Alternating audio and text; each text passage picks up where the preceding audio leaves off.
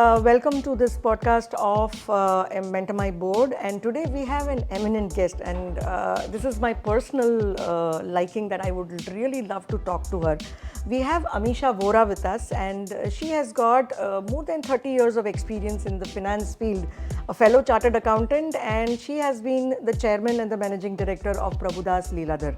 So welcome Amisha ma'am, and it has been a pleasure to know you, and really I'm honored to be actually asking you these kind of questions. Thank you so much. My pleasure, absolutely too.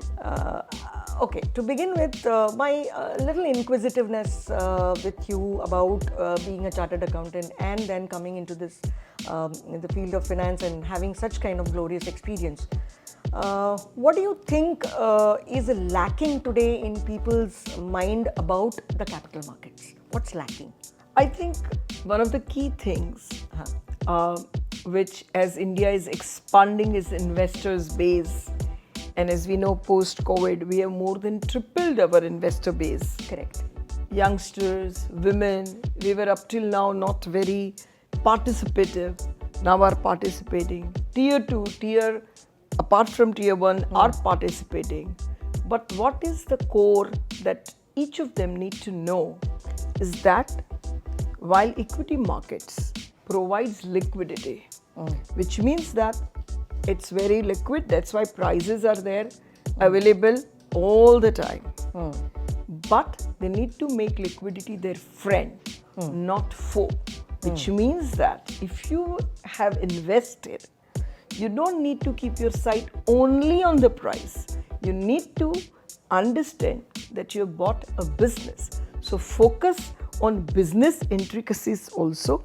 And if the moat of the business, growth of the business, valuation of the business is okay, don't worry about the changes and volatility in price, and do not make this volatility hurt your long-term goals.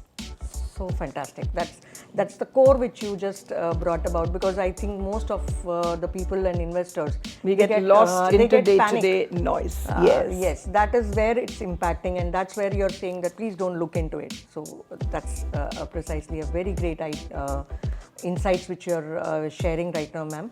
The second thing which I would love to ask you now, the buzzword is IPO. Okay. Now, many people have decided that this is a capital which is available, and a lot of stock exchanges are also really creating that buzzword. Now, do you think is there a mindset shift required for anybody who's wanting to get into this market? As a promoter who wants to do IPO? Yes. Absolutely. Because once again, it's like I always say promoters for whom we mentor them for their IPOs in my investment banking arm, I say that consider when you do an IPO, you are giving birth to a baby, which means that you have to really nourish that baby well, put right sanskar, that means the right processes, policies, governance, so that it grows really well. So which means that a change in mindset is that minority shareholders create wealth for majority shareholders. More you respect, more you are transparent, more you communicate right, higher is the value which gets unlocked. So making them partner is very important change in mindset which the promoters who are entering capital market needs to have. We may inflict corporate governance, but that understanding that this is somebody's hard-earned savings which is available to you so that you grow and their savings grow, that underlying core message cannot be forgotten. So precise. Now, in this entire scenario of the buzzword created, what's the thing you think the regulators have the pressure? Because you might be knowing there is a lot of window dressing which happens beyond the backstage. So, how is the regulators' role is being very important now? What is your insights on that? Regulators' role is very, very important because this culture of financialization of saving, which has just started, has to really grow a long, long way. If you see the bifurcation of India's savings into real estate, gold, fixed income and equity, equity is still a very minor part.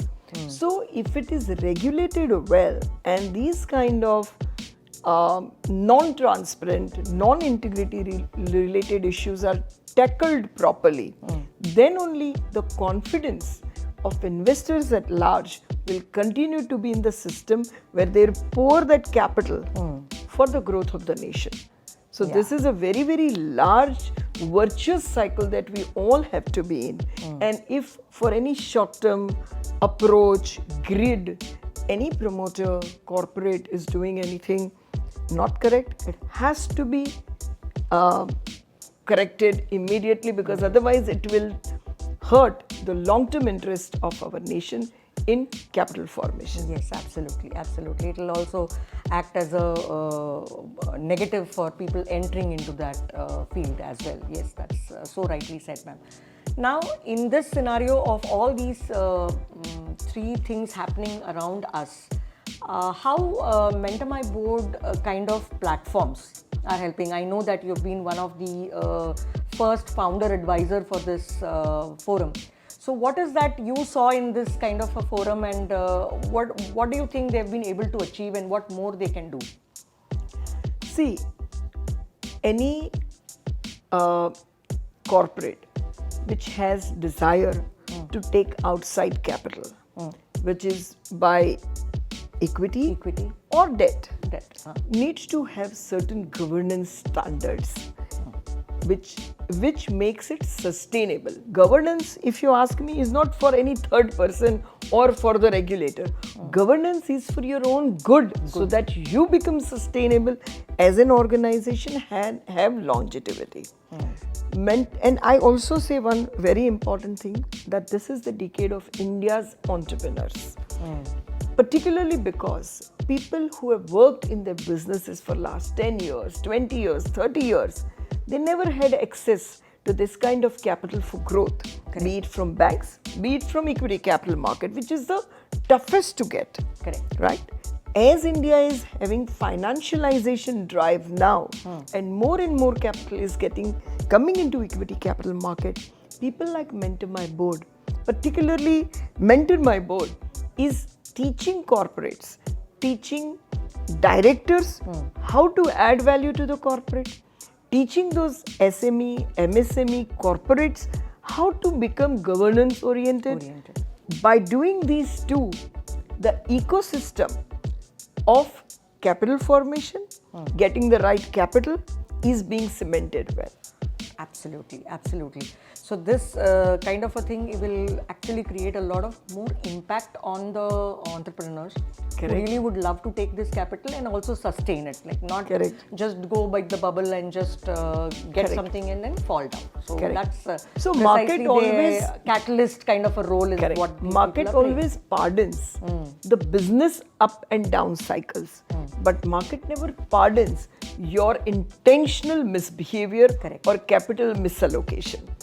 This message is very important for all budding entrepreneurs who have the desire to list on the markets to know that you can't kill a golden goose in one day.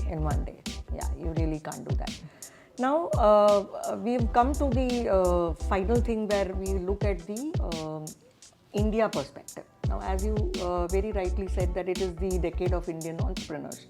Now, where do you see 10 years from now India as a capital market? In the capital market, like how many, what is the, are we going to go beyond NASDAQ, or are we going to give some competition to US? What is that we are going to do? So 10 years is always divided into 3 years, 5 years, and leading to 10 years. Yeah. As Indian economy and as Indians, we are now dreaming to be from 5th largest to 3rd largest economy. And in that journey, typically, and we are demographically the youngest, we have a huge domestic demand. We have a very agile governance, which means that where needed, we take right steps. For example, you would have seen in current budget, consumption was fledgling and government just put some respectable amount in the hands of masses so that spending also gets a little boosted. So this is an agile governance atmosphere generally. And we are taking very pragmatic view when it comes to renewable energy, when it comes to now AI, but before that hydrogen. We want to be in the right places in the right time. We've supported a lot of startup ecosystem. Correct. And so that innovation is thriving in India. So the right steps are already there.